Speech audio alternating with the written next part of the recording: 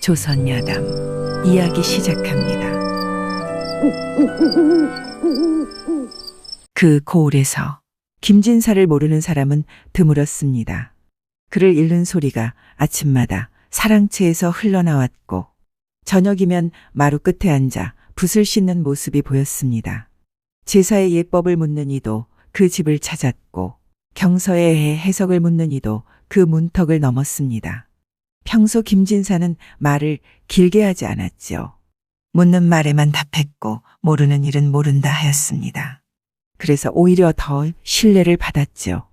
집은 넉넉하지도 궁핍하지도 않았습니다.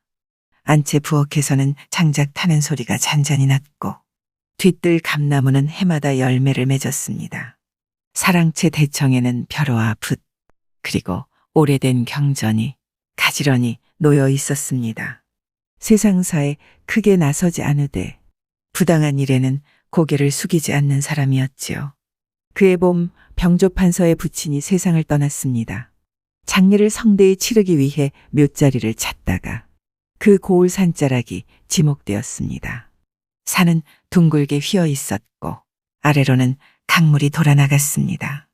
풍수를 아는 이들 사이에 의견이 엇갈렸지요. 물길이 빠른 자리라 흉하다는 말도 있었고 산등이 단단하여 길지라는 말도 있었습니다. 진사는 그 자리에 나서지 않았지요. 다만 마을 사람들이 의견을 묻자 조용히 말했습니다. 물길은 사람의 힘으로 막을 수 없습니다. 다만 산은 산대로 두는 것이 옳습니다. 그 말은 반대도 찬성도 아니었지요.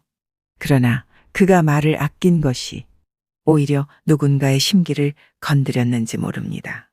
장례날 관을 옮기던 인부들이 산등성이를 오르내렸습니다.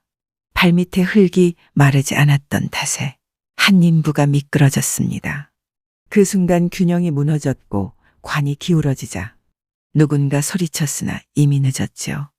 관은 비탈을 타고 구르기 시작했습니다. 둔탁한 소리와 함께 나무가 부러지고 흙먼지가 일었습니다. 관은 강물에 닿아 한 번 흔들리더니 물살을 따라 떠내려가고 말았지요. 사람들은 넋이 빠진 듯 서 있는데 누군가 허둥지둥 강으로 뛰어내려가 겨우 건져 올렸습니다. 다행히 관은 크게 손상되지 않았으나 그 광경을 본 자들의 얼굴에는 공포가 떠올랐습니다. 장례를 치르고 사람들의 말이 많았지요. 애초에 좋은 자리가 아니라잖아. 그러게. 그러니 죽은 사람도 마다하느라 강물로 관이 뛰어든 것이지. 소문은 멀리 퍼졌고 병조판서는 노했습니다. 누가 그 자리를 흉하다고 말하였느냐? 책임을 물어야 했습니다. 장례의 불길함을 누군가의 입에서 찾고 싶었던 것이죠. 고을하전이 이름을 올렸습니다. 그 자리에 있던 자 중에 진사 아무개가 있었습니다. 그 한 줄의 보고가 화근이 되었고 이른 새벽 포졸들이 김진사의 사랑채 마루에 올라섰습니다. 진사는 붓을 들고 있었으나 발소리에 고개를 들었지요. 포졸은 압송 명령서를 내밀며 말했습니다. 한양으로 가셔야겠습니다. 대체 이유가 뭐요? 흉사를 입에 올린 죄요. 진사는 한참 그 말을 듣고 서 있었습니다. 자신이 그 묘자리가 흉하다고 단정한 적은 없었지요. 다만 사는 산대로 두라 했을 뿐이었습니다. 그러나 설명은 받아들여질 여지가 없어 보였지요. 결박이 이루어졌고 밧줄이 손목을 죄었습니다. 도포 자락이 흙에 스쳤고 안채에서 둘째 아들이 달려나오다 어머니에게 붙들렸습니다. 딸은 방문 틈으로 내다보다 입을 틀어막았고 큰아들은 마루 끝에 서 있었지요. 진사는 대문을 나서며 큰아들을 바라보았습니다. 눈빛은 담담했지요. 두려움도 원망도 아니었습니다. 다만 경솔히 움직이지 말라는 뜻이 담겨 있었지요. 그러나 큰아들은 그 눈을 다르게 읽었습니다. 가만히 있지 말라는 뜻으로 받아들인 것이죠. 아버지의 손목에 묶인 밧줄이 그의 가슴을 쥐었습니다. 진사는 한양으로 압송되어 관아의 어두운 방에 갇혔지요. 밤이 되자 벽 너머로 곤장 소리가 들렸습니다. 그는 등을 벽에 기대고 앉았지요. 억울하다는 말은 입 밖으로 나오지 않았습니다. 다만 눈을 감고 한숨을 고르었지요. 그날 밤 큰아들은 말 한 피를 준비해서는 어머니에게 절을 올리고 말했습니다. 다녀오겠습니다. 어머니는 묻지 않았고 그는 한양을 향해 길을 나섰지요. 흙먼지를 일으키며 달려간 한양은 고을과 달랐습니다. 길은 넓었고 말발굽 소리는 끊이지 않았으며 담장은 높았습니다. 쉬지 않고 달려온 터라 말은 거품을 물었고 그의 눈은 충혈되어 있었으나 발걸음을 멈추지 않고 곧장 영의정 집으로 향했습니다. 영의정 집담과 대문은 높고도 웅장한 규모였고 문 위에는 현판이 단정히 걸려 있었습니다. 큰아들이 문 앞에 서자 문지기들이 그를 막아서며 물었지요. 무슨 일이요? 그는 고개를 깊이 숙이며 말했습니다. 억울한 사정을 아래로 왔습니다. 나는 진사 아무개의 아들이요. 문지기는 시큰둥한 눈으로 위아래를 훑어보며 말했습니다. 영의정 대감은 억울한 일이 있다 하여 아무나 함부로 만나뵐 수 있는 분이 아니오. 세상에 억울한 일을 당한 사람이 당신뿐이겠소. 그 말에도 큰아들은 그 자리에서 물러서지 않았습니다. 해가 기울고 그림자가 길어질 때까지 대문 앞에 엎드려 있었죠. 무릎이 저리고 손바닥이 식어갔습니다. 하인이 몇 차례 나와 돌아가라 말했지요. 돌아가시오. 대감께 억울함을 아뢰기 전까지는 물러서지 않을 것이오. 그렇게 실갱이가 오가다 마침내 영의정에게 보고가 올라갔습니다. 진사 아무개의 아들이라 합니다. 영의정은 잠시 생각에 잠겼습니다. 안 그래도 병조판서 아버지의 묘자리 이야기는 들어 알고 있었지만 그 일에 직접 나서기에는 사정이 복잡했지요. 잠시 후 김진사의 큰아들은 사랑채로 불려 들어갔습니다. 마루는 반질반질 윤이 났고 기둥에는 세월의 결이 곱게 배어 있었습니다. 그는 마루 아래에서 절을 올렸습니다. 무슨 일로 이리 급히 올라왔느냐? 영의정의 목소리는 낮고 느렸습니다. 제 아버지께서 억울하게 옥에 갇히셨습니다. 흉사를 입에 올렸다는 죄목이라 하나 사실이 아닙니다. 다만 그 자리에 있었을 뿐입니다. 영의정은 손에 쥔 부채를 천천히 접었습니다. 병조판서의 노여움이 크다 들었다. 잠시 침묵이 흘렀고 바람이 발을 흔들었습니다. 살릴 수는 있다.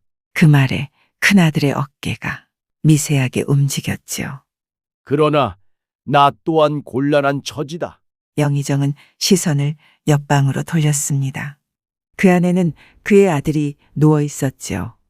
혼례를 앞둔 장정이었으나 며칠 전부터 급병을 얻어 얼굴을 내밀지 못하는 형편이었습니다. 사지는 떨리고 기색은 창백했지요. 의원이 드나들었으나 차도가 더뎠습니다. 네 아들이 좌의정의 딸과 혼인을 약조하였네. 이미 촌의 날이 정해졌는데 아이가 절이 되었으니 체면이 말이 아니다. 혼사가 깨지면 정승간의 신뢰가 흔들릴 터였고 조정의 일은 사람의 감정보다 무거웠으니 영의정은 난처한 상황이었던 것입니다. 영의정은 김진사의 큰아들을 똑바로 보며 말했지요. 내가 네 아들 대신 초래청에 서 주겠느냐? 말은 담담했으나 그 안에는 계산이 깔려 있었습니다. 큰아들은 순간 숨이 막혔지요. 남의 이름으로 혼례를 치른다는 것은 일생을 그늘로 남길 수도 있는 일이었습니다. 그러나 아버지의 결박된 손목과 관아의 차가운 바닥이 떠올랐지요. 초래만 서면 됩니까? 그렇네. 그저 아무것도 말하지 말고 아무것도 하지 말고 밤을 지새우면 되느니라. 영의정의 말은 조심스러웠습니다. 그는 사태를 모면하려는 것이지 더 큰 화를 부르려는 것은 아니었습니다. 큰아들은 깊이 절을 올렸지요. 아버지를 풀어주신다면 하겠습니다. 영의정은 고개를 끄덕였습니다. 네 아비는 사람을 보내 알아보겠다. 그러나 내 마음이 흔들리면 안 된다. 그날 밤 큰아들은 영의정 집의 빈방에서 묵었지만 그는 잠을 이루지 못했습니다. 남의 이름을 입에 올릴 생각에 가슴이 답답했습니다. 한편 관아의 어두운 방에 앉아 있던 김진사는 벽에 등을 기대고 있었지요. 가족들이 보고 싶었으나 지금은 나갈 수 없으니 눈을 감고 숨을 고르었습니다. 그렇게 두 부자의 한양에서의 밤은 길기만 했지요. 며칠 뒤 혼례 날이 밝았습니다. 영의정 집 앞마당에는 일찍부터 상이 놓이고 붉은 비단이 걸렸습니다. 초래청 위로 햇빛이 기울었고 마루에는 짚이 새로 깔렸습니다. 하인들은 분주히 오갔고 안채에서는 혼례 음식을 장만하는 냄새가 피어올랐습니다. 큰아들은 새 도포를 입고 사물을 얹었지요. 옷은 그의 것이 아니었습니다. 허리끈을 조여매는 손이 잠시 멈추었습니다. 거울 속 얼굴은 낯설었지요. 남의 이름으로 서야 하는 자리였기 때문이었습니다. 영의정은 마지막으로 그를 불러 말했지요. 기억하라. 초래만 무사히 보내거라. 다음 일은 네 알아서 할 테니. 큰아들은 고개를 숙였고 말은 짧았습니다. 예, 대감. 한편 좌의정 집에서는 신부가 가마에 올랐습니다. 연지 곤지를 찍고 비녀를 단정히 꽂았지요. 얼굴은 차분했으나 손끝은 미세하게 떨렸습니다. 혼인은 집안의 일이었지요. 한 사람의 인연이 아니라 두 가문의 약속이었지요. 가마가 도착하고 북이 울렸습니다. 김진사의 큰아들이 초례청에 서자 사람들의 시선이 쏠렸지요. 그는 고개를 들지 않았습니다. 신부가 맞은편에 서자 붉은 치맛자락이 바람에 가볍게 흔들렸지요. 큰절이 오가고 술잔이 건너갔습니다.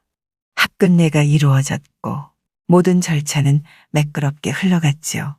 겉으로는 흠이 없었으나 아는 이들의 등 뒤로는 식은땀이 흘렀습니다. 혼례가 끝나고 신방으로 향하는 길, 그는 걸음을 늦추었습니다. 그리고 신방 문 앞에 서자 잠시 멈추었지요. 방 안에는 등잔불이 켜져 있었습니다. 신랑이 방 안으로 들어서자 방 안은 조용해졌습니다. 신부는 가만히 앉아 있었고 병풍 사이로 숨소리만 들렸지요. 그렇게 침묵은 오래도록 흘렀습니다. 신부가 먼저 물었지요. 무슨 허물이 있기에 등을 보이십니까? 신부의 목소리는 낮았으나 또렷했지요. 김진사의 큰아들은 어머니의 정계를 핑계 삼아 하룻밤만 참아달라 했지만 신부는 가만히 있다가 치마고름을 고쳐매고 말했습니다. 진실을 말씀하십시오. 침묵이 길어졌고 긴 한숨 뒤에 큰아들이 입을 열었지요. 나는 이 집 아들이 아닙니다. 신부의 어깨가 미세하게 움직였습니다. 그러나 고개를 들지는 않았지요. 그는 처음부터 끝까지 말했습니다. 아버지의 결박, 영의정의 제안, 오늘 이 자리까지의 경위를 숨김없이 고했습니다. 말은 낮았고 숨은 고르지 않았습니다. 말이 끝나자 한동안 아무 소리도 없었지요. 신부는 천천히 고개를 들었습니다. 끝까지 속일 수도 있었을 텐데 어찌 밝히십니까? 아버지를 살리려는 일로 시작하였으되 한 여인의 일생까지 속일 수는 없었습니다. 신부는 한참 그를 바라보았지요. 눈빛에는 분노보다도 판단이 담겨 있었습니다. 제 아버지 또한 조정의 대신입니다. 체면을 모르는 분은 아닙니다. 그녀는 고개를 돌려 등잔불을 바라보았습니다. 그러나 속임을 끝까지 하지 않았다면 그 마음은 헤아릴 수 있습니다. 그날 밤 두 사람은 마주 앉아 긴 이야기를 나누었습니다. 서로의 집안 이야기, 어린 시절 이야기, 그리고 지금의 처지를 말했습니다. 그러나 손을 내밀지는 않았습니다. 선을 넘지 않았지요. 새벽녘 신부는 말했습니다. 내일 아침 제 아버지께 구하겠습니다. 큰아들은 깊이 절을 올렸습니다. 그리하십시오. 초래의 밤은 그렇게 지나갔고 거짓은 거기서 멈춘 것이지요. 이튿날 아침 신부는 가마를 타고는 조용히 친정으로 향했습니다. 얼굴에는 연지가 아직 남아 있었으나 눈빛은 어제보다 단단했지요. 좌의정은 혼례가 무사히 끝났다는 정갈은 받았으나 딸이 이른 시각 돌아왔다는 말에 눈썹이 약간 움직였습니다. 무슨 일이냐? 딸은 예를 갖추어 절을 올린 뒤 고개를 들지 않은 채 말했습니다. 어젯밤 난군이 먼저 사실을 고하였습니다. 좌의정의 손이 멈추었습니다. 무슨 사실이냐? 딸은 숨을 고르고 모든 일을 아뢰었습니다. 진사의 억울함, 영의정의 제안 대신 서게 된 경위, 그리고 신방에서 먼저 고백한 일까지 빠짐없이 말했지요. 말은 흐트러지지 않았고 좌의정은 끝까지 끼어들지 않았습니다. 다 듣고 나서야 물었지요. 그 사내가 스스로 말하였느냐? 예, 끝까지 숨기지 않았습니다. 방안이 조용해지고 창밖 대숲이 바람에 스쳤습니다. 좌의정은 천천히 자리에서 일어나 마루 끝까지 걸어 나갔습니다. 조정의 일은 체면으로 움직였으나 혼인은 사람과 사람이 맺는 인연이었지요. 속임이 끝까지 이어졌다면 이야기는 달라졌을 터였습니다. 영의정이 궁하여 꾀를 냈구나. 딸은 아무 말이 없었고 좌의정은 다시 물었습니다. 내 마음은 어떠하냐? 딸은 잠시 망설였으나 이내 고개를 바로 세워 말했지요. 속이지 않겠다는 마음은 허물이 아니라고 생각합니다. 그 말에 좌의정의 눈이 조금 누그러졌습니다. 집안의 체면은 잃지 않은 것 같구나. 다만 내 그 사람을 보아야겠다. 그날 오후 좌의정은 영의정 집을 찾았습니다. 두 대신은 사랑채에 마주 앉았고 곧 다과가 놓였으나 손이 가지 않았지요. 어젯밤 일을 들었습니다. 영의정은 잠시 당황한 듯 하였으나 숨기지 않았습니다. 아이의 병세가 급하였고 혼례 날은 다가왔습니다. 속이려는 뜻은 아니었습니다. 좌의정은 고개를 끄덕였지요. 그 사내가 먼저 고하였다고 들었습니다. 그러하였군요. 혼인은 다시 정해야겠습니다. 영의정의 눈이 잠시 흔들렸고 좌의정은 이어 말했지요. 내 딸을 그 사내에게 주겠습니다. 대감 아들과 맺은 약조는 여기서 거두겠습니다. 영의정은 뜻밖이라는 듯 바라보았습니다. 체면은 어찌하시고? 체면은 거짓을 끝까지 밀어붙일 때 무너지는 법입니다. 이번 일은 체면보다 사람을 택하겠습니다. 그날로 결정이 섰습니다. 김진사의 큰아들은 다시 불려왔지요. 이번에는 사랑채 아래가 아니라 마루 위로 올려 세워 좌의정이 직접 물었습니다. 내가 어젯밤 먼저 사실을 고하였다 하더구나. 예, 숨길 수 없었습니다. 내 아비를 살리려는 뜻이었느냐? 예.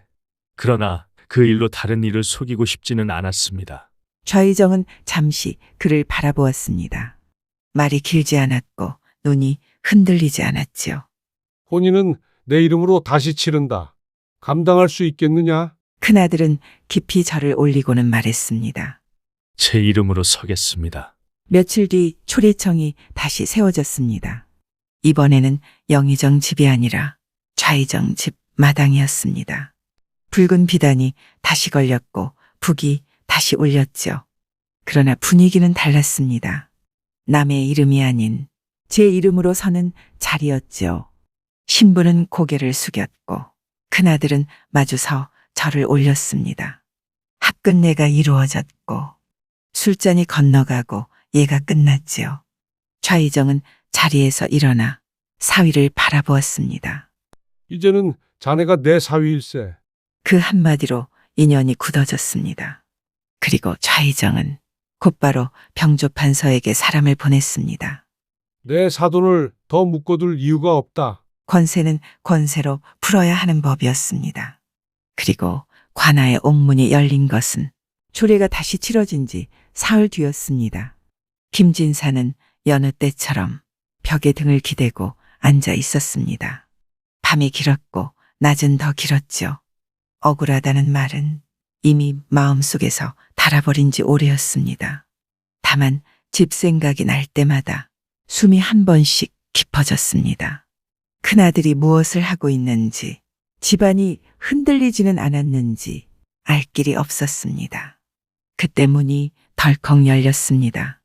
진사 아무개 나가시오. 뜻밖의 말이었지요. 진사는 잠시 움직이지 않았습니다. 포졸이 재촉하자 그제야 천천히 일어났습니다. 결박은 풀렸으나 손목에는 아직 자국이 선명했지요. 관함 마당에 나서니 관리 하나가 서 있었습니다. 좌의정 대감의 말씀이 있었다. 더 묶어둘 까닭이 없다 하셨다. 그 한마디로 일이 끝났습니다. 병조 판서의 노여움도 흉사의 책임도 조용히 가라앉았지요. 권세는 권세로 풀렸습니다. 그러나 그 뒤에 무엇이 있었는지는 김진사도 짐작하지 못했지요. 집으로 돌아오는 길, 그는 한 번도 고개를 숙이지 않았습니다. 다만 발걸음이 무겁지 않았지요. 대문 앞에 이르렀을 때 큰아들이 먼저 나와서자 김진사는 아무 말 없이 아들을 바라보았습니다. 무슨 일을 하였느냐? 큰아들은 깊이 절을 올렸습니다. 아버지를 살리려 한양로 갔습니다. 그러다 남의 이름으로 추례청에 섰습니다. 그러나 끝까지 속이지는 않았습니다. 김진사는 눈을 가늘게 떴지요. 아들의 말이 짧았으나 그 안에 지나온 길이 담겨 있음을 알았습니다. 그래서 좌의정 대감께서 사위로 받아주셨습니다. 김진사는 한동안 말을 잇지 않았습니다. 억울한 결박이 사돈의 인연으로 돌아올 줄은 생각지도 못했지요. 안채에서 어머니가 나왔고 딸은 문지방을 붙잡고 울었지요. 둘째 아들은 아버지의 손목을 잡고 자국을 살폈습니다. 며칠 뒤 좌의정 집에서 예물을 보냈는데 정식 사위로 맞이한다는 뜻이었지요. 김진사는 사양하지 않았습니다. 체면을 따지기보다 아들의 선택을 따르기로 한 것이지요. 사랑채에 앉은 좌의정은 새 사위를 바라보며 말했습니다. 남의 이름으로 서는 것은 쉽지 않다. 그러나 내가 끝까지 거짓을 잊지 않았다는 말을 들었다. 큰아들은 고개를 숙였지요. 아버지를 살리려 한 일입니다. 좌의정은 고개를 끄덕였습니다. 이제는 내 이름으로 서라. 과거를 보아라. 사위가 글로 서지 못하면 사돈의 체면도 오래가지 않는다. 그 말은 꾸짖음이 아니라 기대였습니다. 그날부터 큰아들은 다시 붓을 잡았습니다. 새벽이면 사랑채에 등불이 켜졌고 책장이 넘겨지는 소리가 마루를 울렸지요. 그는 이전보다 더 말이 적어졌습니다. 겪은 일이 사람을 단단하게 만든 듯했지요. 몇 해가 지나 과거 시험이 열렸습니다. 장원은 아니었으나 이름이 급제 명단에 올랐습니다. 방방곡곡에 소문이 퍼졌고 사람들은 말했지요. 아비를 살리려 한 효심이 집안을 일으켰다네. 진사는 대청에 앉아 그 소식을 듣자 말없이 웃고는 손목에 옅어진 자국을 한번 내려다보았습니다. 사람은 마음으로 서는 것이다. 그는 그렇게 말했지요. 억울함은 세월에 씻겼고 이름은 제자리로 돌아왔습니다. 좌의정과의 인연은 집안을 지탱하는 기둥이 되었고 영의정 또한 그 일을 입에 올리지 않았지요.